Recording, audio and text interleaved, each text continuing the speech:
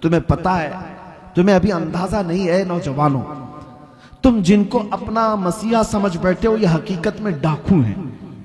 یہ دنیا تمہارے لوٹ مار کی منتظر ہے۔ ہماری بچیاں بھی، میرا میسج پہنچتا ہے تو پہنچاؤ، جو یہ سمجھتی ہیں کہ ان کی آزادی کی بات کرتے ہیں، حقیقت میں وہ آزادی نہیں دینا چاہتے، وہ تمہارے جسم کے متلاشی ہیں، وہ ہوس پرست ہیں۔ ہم نے کہیں ایک حکایت پڑھی تھی کہ بھیڑیے جو ہے، بھیڑیے جانتے ہیں، اب بھیڑیوں نے یہ باہر آ کر کے اعلان کرنا شروع کیا کہ بکریوں کو آزادی دے دو، بکریوں کو آزادی دے دو۔ ارے بھیڑیا تو بکری کو کھاتا ہے، لیکن بکریوں کی حمایت میں نعرے لگ رہے ہیں۔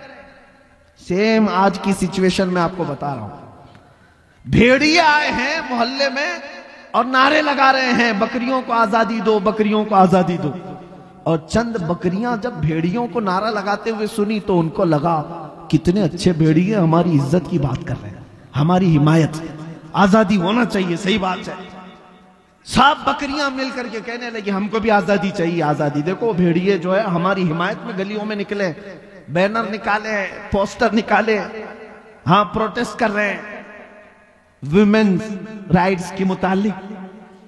تو جو بوڑھی بکریاں تھیں انہوں نے سمجھایا، کہا کہ اے بچیو، آزادی نہیں ہے، یہ اچھی چیز نہیں، تمہاری عزت مالک کے گھر میں ہی سلامت ہے، یہیں رہو، جو ہمارا مالک ہے وہ ہماری دیکھ بھال اچھی کر رہا ہے، باہر جاؤ گی آزادی، یہ بھیڑیے تمہیں چھوڑیں گے نہیں۔ کہا بوڑھی بکریوں کو ان سبوں نے گالیاں دی کہ یہ اماں پرانی باتیں کرتی ہیں، تمہارا دور اور تھا، ہمارا دور اور ہے، ہمیں آزادی چاہیے، آزادی چاہیے۔ اور دھرنے پر بیٹھ گئیں، بکریوں کو مالک نے آزاد کر دیا، جاؤ آزادی چاہیے، آزادی چھوڑ دیا۔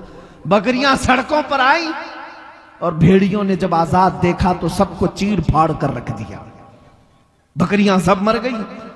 ایک حکایت، یہ کوئی لطیفہ نہیں، سیم سچویشن آج میں اپنی بچیوں کو سمجھاتا ہوں۔ جو لوگ تمہاری آزادی کا نعرہ لگا رہے ہیں، اگر ان کو اتنی ہی تمہاری عزت پیاری ہوتی تو یہ کلبوں میں اور اسٹیجوں پر ننگا لا کر تمہیں کبھی نہیں کھڑا کرتے، تمہیں کئی لوگوں کے بستروں پر جانے پر مجبور نہیں کرتے۔ یہ حقیقت میں تمہارے جسم کے ننگے پن کے ہوس کے پجاری ہیں، انہیں صرف اور صرف ہوس اپنی پوری کرنی ہے۔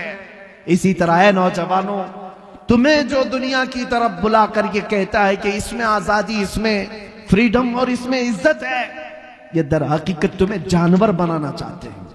اور کچھ نوجوان بن گئے، کانوں میں بالیاں بھی آ گئی، ہاتھوں میں چوڑیاں آ گئی، سروں میں چوٹیاں آ گئی، کپڑے بھی جگہ جگہ سے پھاڑ کر پہننے لگے اور اس کو فیشن کہنے لگے۔ تمہیں عورتوں کی چیزیں دے دی گئی، تمہیں سمجھ بھی نہیں آیا۔ کتنے نوجوان ہیں وہ یہ سوچے بغیر سب کرنے لگ گئے۔ ارے تمہیں نہ مرد بنا رکھا، نہ عورت بیچ کا بنا کر چھوڑ دیا دنیا نے، پھر بھی تم سمجھ رہے ہو کہ یہ ابھی فیشن ہے، فیشن ہے، تھکے جا رہے ہو۔ اور آؤ میں تمہیں بتاتا ہوں، ہمارے درد کو اگر سب سے زیادہ محسوس کرنے والا کوئی ہے، ہمارے غم کو سب سے زیادہ سہنے والا کوئی ہے، وہ میرے آقا مدینے کے تاجدار کی ذات ہے۔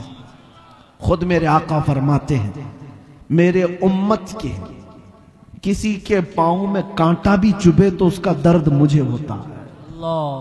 ہے کوئی دنیا میں اس طرح؟ ایک روایت سنو، توجہ ادھر توجہ۔ جب میرے آقا صلی اللہ تعالی علیہ وسلم کی وفات کا وقت قریب آیا، سنو اے مسلمانوں، ملک الموت حجرے میں داخل ہو گئے، اجازت لے کر آئے۔ یہ آخری دن تھا میرے آقا کا، نزع کا وقت چل رہا ہے۔ نزع اور سکرات کس کو کہتے ہیں پتہ ہے؟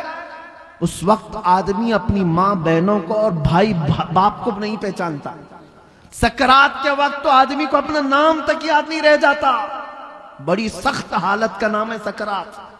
اچھے اچھے لوگ اپنوں کو بھول جاتے ہیں، نہیں یاد رہتا۔ نبی مکرم شہنشاہ دو عالم مصطفیٰ جان رحمت صلی اللہ علیہ وسلم کا آخری وقت ہے، ملک الموت آئے اجازت لے کر روح قبض کرنے کے لیے۔ تب جانتے ہیں میرے نبی نے سب سے پہلے سوال کیا کیا؟